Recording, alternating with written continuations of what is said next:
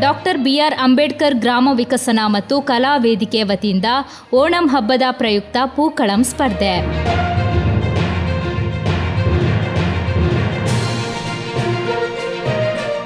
Doctor BR Ambedkar ಗ್ರಾಮ ವಿಕಸನ ಮತ್ತು ಕಲಾ ವೇದಿಕೆ ವತಿಯಿಂದ ಓಣಂ ಹಬ್ಬದ ಪ್ರಯುಕ್ತ ಪೂಕಳಂ ಸ್ಪರ್ಧೆ ಆಯೋಜಿಸಲಾಯಿತು. ಕಾರ್ಯಕ್ರಮದ ಉದ್ಘಾಟನೆಯನ್ನು ಶಿವಾನಂದ MC ಅವರು ನಿರ್ವಹಿಸಿದರು. ಸ್ಪರ್ಧೆಯಲ್ಲಿ ಲಿಂಗಪ್ಪ ಕುಬನೂರು, ದಯಾನಂದ ಸೋಂಕಲ್, ಕೃಷ್ಣ KP ಸೋಂಕಲ್ ತೀರ್ಪುಗಾರರಾಗಿ ಸಹಕರಿಸಿದರು.